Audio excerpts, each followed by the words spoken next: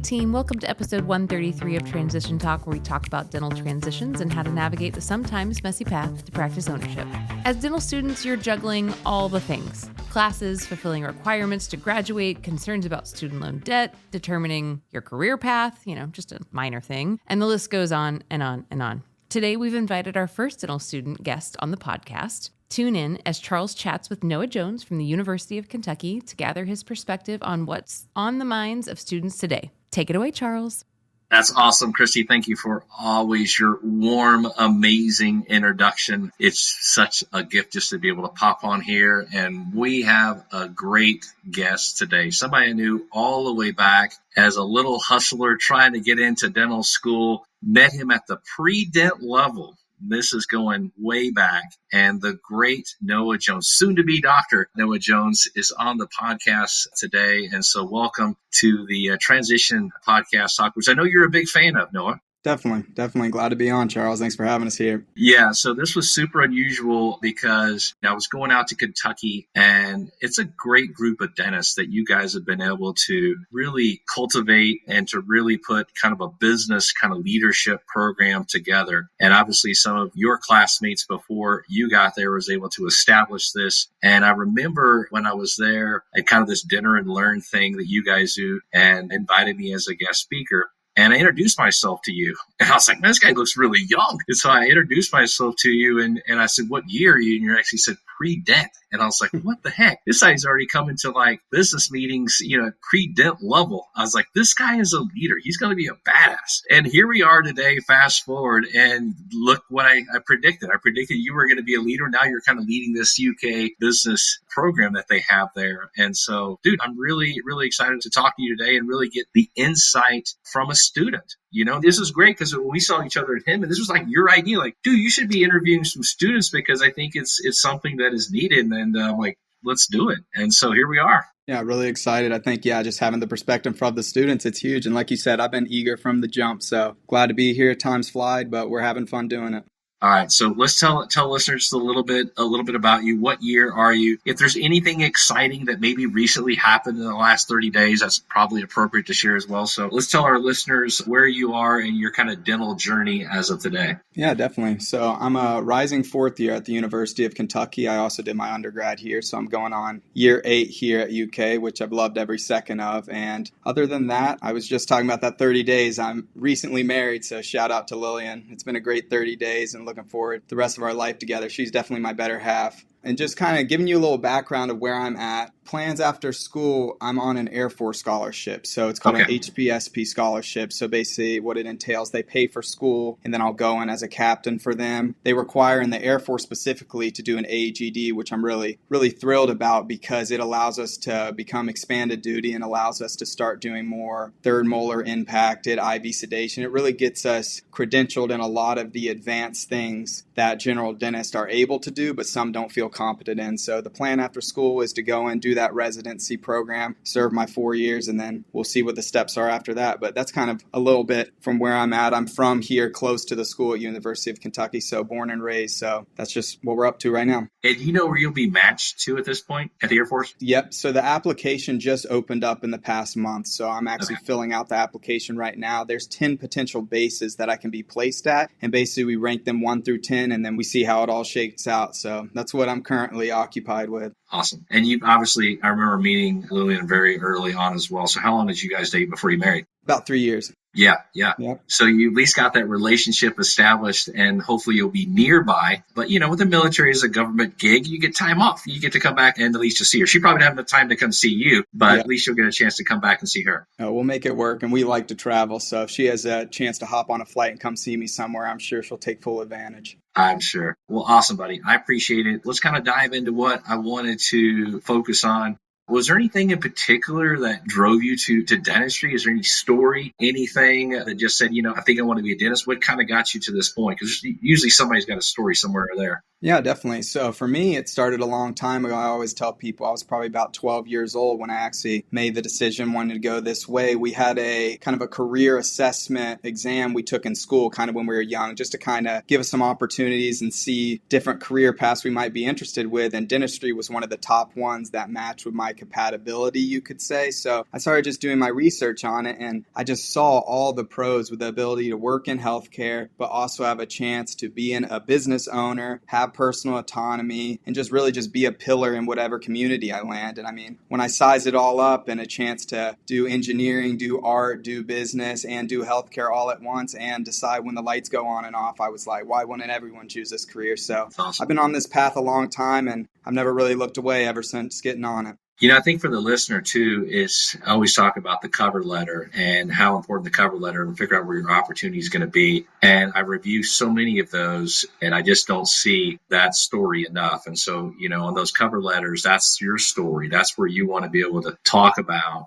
kind of this journey into dentistry and those leadership roles and that ability to be an owner and being married and serving the military and having a picture, obviously, in this Air Force dress. And it's just going to be very attractive as the two of you start to figure out where that journey of ownership is going to be. So super cool. All right, next question. Listen, as you can now going into your fourth year, I want you to think about as a D1 compared to a D4 now, like what were you most, I would just call it nervous and had the anxiety about at that D1 level? And how has that changed now going into this fourth year? Yeah, so I would say as a D1, you're first dipping your toes in. So it's really just getting a lay of the land to see, okay, how's this program going to operate? And as you progress, specifically at UK, we're on what's called a diagonal curriculum. So it starts fully didactic and pre-clinicals all the way up to fourth year. It's 95% clinical. So really D1 year, it's about juggling the didactic course load while also keeping up with your simulation lab. So those are the main stressors at first, really picking and choosing. It's your first time also having to hit the books, but realizing I have to get my hand skills right. And it's less of a thinking game. It's more of a doing game. So I think that was a real challenge for me at first, because I'm always a person that wants to just critically think, problem solve, plan it out. So when you get that sim lab and start cutting through those plastic teeth, it's not really about your brain. It's about your hands at that point. So I would definitely say there was a steep learning curve for me in that first year. But once I just kind of settled in and realized, hey, let's just turn the brain off and do what we have to do here, it got a lot smoother. And then as I've got more into my fourth year, like I said, it's really about just taking on my patient loads and really trying to be a more comprehensive dentist. So as we progress through our program here at UK, we're kind of sectioned up into the specialties. So we'll either be working under a restorative faculty or an endodontic faculty, something like that. But by the time we get to fourth year, we fall into what's considered comp care. And at that point, it's where we're really trying to keep the patient in the same chair. We're assigned a chair on the clinic floor. And that's where we're kind of running our own practice at that point with our specific subset of patients. So that's what I'm focusing really right now, just getting my cohort together and trying to get as much work done with my patients while I still have them.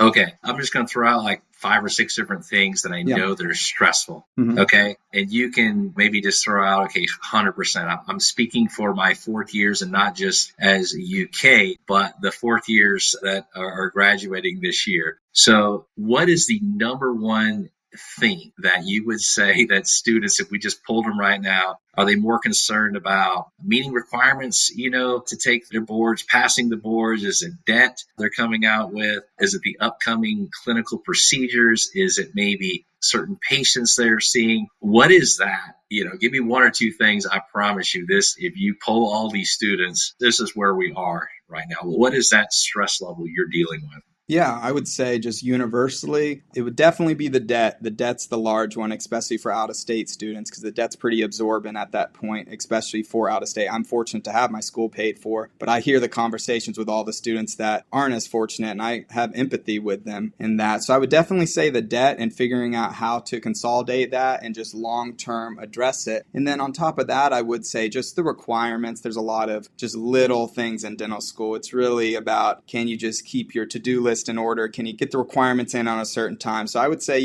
just staying on top of your requirements, because the years go by quick. It didn't feel like that D1 through D3, but once you get to where I'm at, you realize it starts moving at a faster clip. So I would say those are the 2 biggest things.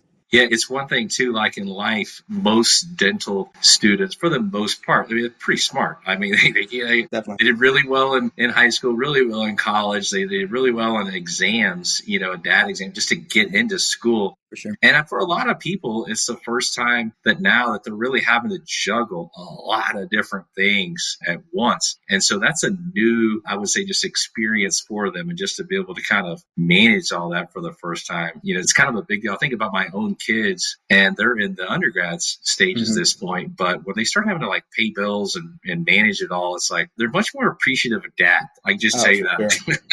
It's like, Dad, you've been doing all this for me. I was like, yes, I have. Oh, yeah. Tell me about this leader role that you play there with your other, let's call it 4 or 5, 8 of you that kind of manage this group, this business leadership group. Tell me what that role that you play and what drew you to that leadership role that you play there at UK. Yeah, so basically we have what's referred to as SDBO here at UK, and we're here and we're at 5 total schools. So it's our student dental business organization. We currently have chapters here, University of Louisville, University of Iowa, University of Florida, and University of Texas at Houston. So those are the 5 places currently SDBO is situated. Specifically me here at UK, I've always been interested in the business side of dentistry. So that's why I seeked out Ryan as a senior and undergrad to come talk to our Pre-Dental Society organization. So because I don't think it's ever too early to start learning about the ins and outs, because talking with upperclassmen, I know in dental school, it's not when you actually learn the business side of dentistry. So I was eager from the start, and Ryan kind of just took me under his wing and was like, hey, I can tell you're passionate. I can tell you're motivated to pursue this. Let's go ahead and start getting you in early. So I actually came on the executive team my D1 year, and then I basically started running the organization my second year. So this will be going to my 3rd year of running this specific organization. I mean, we've watched it flourish and grow year over year in ways I couldn't imagine. When I started taking over the organization, I had the wild idea that, hey, I want to see at least half the dental school involved in this, which at the time that I started coming to meetings, we would have maybe 35 to 40 students coming, which was good, especially for an organization outside of ASDA. But year over year, we've just watched it grow. I've had a chance to put the right pieces on our executive team. And now this past year, we're up to 130 active members, which our school has about 265 total students. So we're right at that 50% mark. And I'm having an upcoming meeting with my executive team. And our goal is for this first meeting of this upcoming fall semester, we crush that 50% mark. And we can officially state we're the largest organization in the dental school with the most pull and really the most influence. So I'm really proud to be able to say we've gotten to the place we're at right now, but I just think we're getting started right now with our 5 chapters, and we're working on expansion plans. So that's kind of where we're at right now. And the actual organization, the point of it is we're filling that gap that dental school doesn't provide. Dental school can provide you the clinical skills and some of the communicative skills that you need to be a practicing dentist, but it really doesn't fill in the pieces on how can you head towards working in the actual industry. What does it look to be in the different stages towards ownership or associateship or partnership? So really for our organization, we're really proud to be able to put on keynote speakers that can really come fill those gaps in and leave the students not only with information, but with contact points. So then when they get out in the real world and the industry, they already have the people they need to make their team to be successful. Yeah, that's what I've loved about being part of SDBO is because everyone there is their focus. It's not just the free lunch or the free this or that perhaps the ASDA is providing, but these are young individuals who understand that there's a lack of business training that is not just in the dental school, but post that they're hungry for, and they recognize to kind of surround themselves with good leaders. And so it's been awesome to participate with your group, and certainly appreciate your leadership and past leadership that's been able to kind of lead the way. So really cool. All right. What are your plans? It's kind of hard to think about this, but let's fast forward 5, 6 years from now. Obviously, private practice ownership. You and Lillian talk about like where you want to be. Is your family a certain place? Where are you trying to become this private practice dentist? Yeah, so everything is fluid as it always is right now. We're not closing any doors, but eventually I think we would like to, after I serve my time in the Air Force, come settle back down somewhere in Kentucky, somewhere more rural, so maybe somewhere within an hour of Lexington, so we can still have access to the main city, but also we're really interested in doing probably a startup practice, which I know is harder to do in today's climate, but we feel like if we're able to get enough liquid cash put back with my salary and with her salary before coming coming back, it would really position us in a way to find a small community where we can really just be the main providers and really, like I said, cultivate that experience and relationship with our patients, because I think that's really when the best dentistry is getting done, when there's that symbiotic relationship between the patients and they know you around town, they know who they're dealing with, and just for decades you can provide for them and provide for their kids, and it can just really be a full community experience. So down the line, we're thinking about something like that, so we'll see where we land with it. Well, you know that I'm not the biggest fan of startup. It gives me anxiety if somebody young were to tell me they're doing a startup, just knowing the number of active patients and everything. Mm-hmm. But man, I have no anxiety about you, brother. For somebody that I've watched for the last several years and taken your leader role, I have no doubt that you will do all your research, find the right community for you and your wife and family, and have a thriving practice, even, as a startup. So wish you the best there. Let me ask you, so we've got this group now applying and getting into residency. Do you know how many? So you've got about 60 in your class, is that right? What's the total number? Yes, it's 65 total. Okay. Is it 10, 12, 15 going into residency? What's kind of the number that your class is trying to get into? Yeah, I would say it's probably hovering around 12 to 18. So yeah, just around the 15 mark. Okay. And then any trends that you know of, heavy into ortho, nobody's doing this or that? You get any feedback from just your students in clinic about what they're kind of leaning towards and enjoy? I think we have a pretty good mix specifically here at our school with all specialties. I would say there's more interest in perio than I would have assumed going into school. Yeah. So I would say perio is one of our highest specialties that people are trying to match into. So I don't think I expected that going in. So there's a good amount of interest for perio and endo, even more than I would say the ortho or oral surgery. Okay. Yeah, that's interesting. My guess is that the perio faculty there that's coming in and teaching, they're probably just really good leaders and inspire them on the perio space. I think it's a great underserved space. I know many programs. I lecture at Texas Tech El Paso, and I think they had just one that showed an interest, and she did match to a really good program there in San Antonio, but not often. Now, I know you've been to the Hinman. What other dental meetings? Because I know you're probably more traveled and maybe attended more. Anything that you see as going to conferences that you would encourage other dental students, because you've probably gone to more than others, anything you would want to encourage other students with attending dental conferences that perhaps you can maybe share some of your experiences with? Yeah, definitely. So just overall, I'll kind of just give generalities because everyone's going to be in a unique situation. But like you said, I take it upon myself to try to pursue as many options as I can. I would say for dental students, start early, start even your D1, D2 year. Even if you don't feel competent that you fully understand the curriculum or how procedure base works, that's not why you're attending the conferences necessarily. There are options for CE and you're there for those as well. But it's really just about getting up-to-date information on the marketplace, on the trends in research and technology, and just, shaking the hands and making the connections to build that network. So I would say overall, I would encourage the D1s and D2s. Go ahead and try to take advantage if your school has opportunities for things like that. If you have opportunities to go on mission trips that are school sponsored, go ahead and take those opportunities early. You don't have to wait till you're a D3 and D4 to go ahead and build on extracurricular opportunities. Start early so that it's an easier transition later on. Yeah, I couldn't agree more.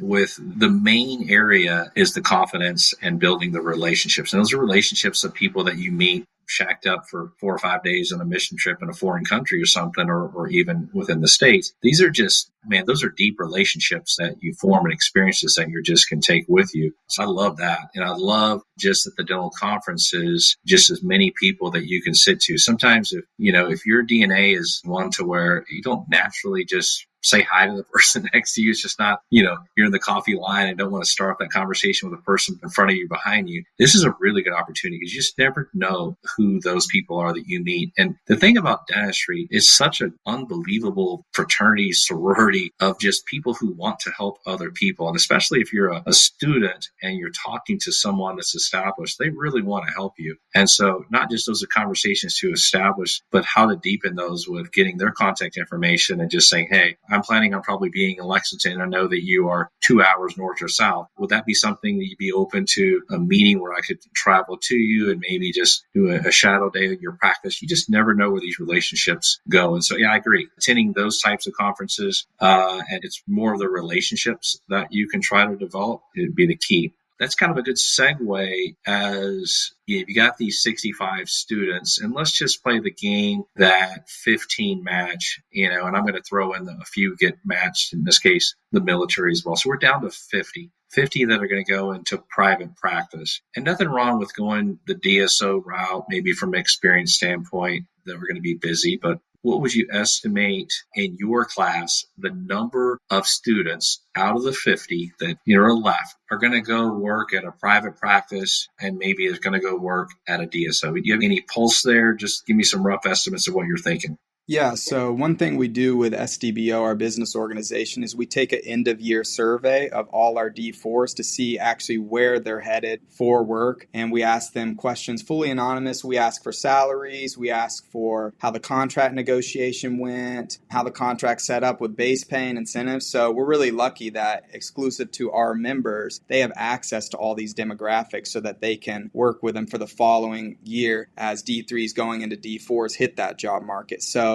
every year as an executive team, we go through and we look through that data, kind of get a feel. Just off the top of my head, some general numbers, I would say it's probably about half and half that is leaning towards going a more DSO corporate route, and then half that either have connections familially or just locally in an area. So I would say maybe half, maybe like 60 to 65% private. So I would say somewhere around that. Yeah, that could be something cool that our NDP team could share, because I think that's a pretty good story for people who want to read. Definitely. I mean, I want to know that. I want to know that if there are these 160 members across 5 or 160 members just in Kentucky, and how many of those graduate, and how many of the 5 programs that you guys are currently participating in, of what those stats are. I mean, I think that's really good information. Definitely. To have both at the NDP and Kane Water's front, especially on starting salaries, base pays, percentages, things like that. I think that's awesome. So I'm really impressed that you guys are doing that. And I think that is a pretty high number for your program, but I think that's more so on the fact that you guys have such a strong influence in promoting private practice dentistry. I would say that around the country, that number would probably just be the opposite, probably more like the 65 to 75 going to the DSO, and maybe more like the 25 or 30% that it's probably going into private practice. So that is very good to see. With this student loan thing that's hovering over this, is it your thought and belief that this is kind of impacting their decision making with kind of going that private practice and the DSO?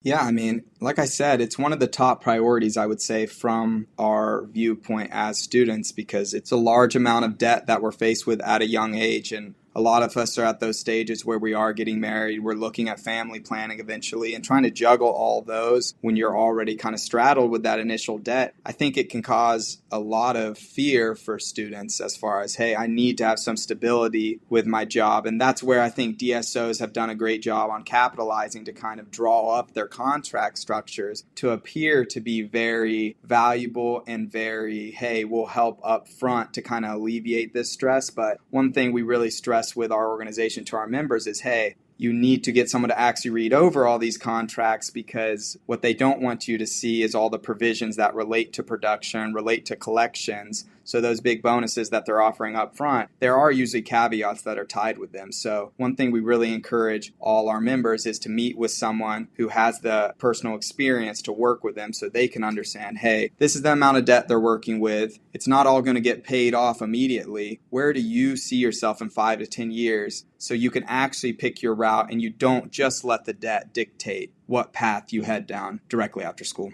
Yeah, I always like to use the example in lecture that 2 people have $400,000 in debt. One person chooses to pay down the debt, rapidly, and over a couple of year period, they go from 400 to 300. Person number 2 just maintains debt but saves cash. In this example, they have $100,000, the other doesn't. Person with cash has choice. Person with cash has the ability to now purchase a practice versus the other that doesn't, because the bank is going to require liquidity. And, I'm not trying to say that $100,000 is not a big deal, but, even at 6%, sure, it's a $60,000 of interest perhaps that you had to pick up at 6% interest. But the reality is that liquidity of $100,000 will allow you to buy a business, allow you to make, twice as much money that you did as the associate, and get you down that 5 or 10-year path that we're trying to help people understand. And the best way to pay down debt is just make a bunch of money and be an owner. And so that lack of knowledge, that lack of influence, that lack of just having like a core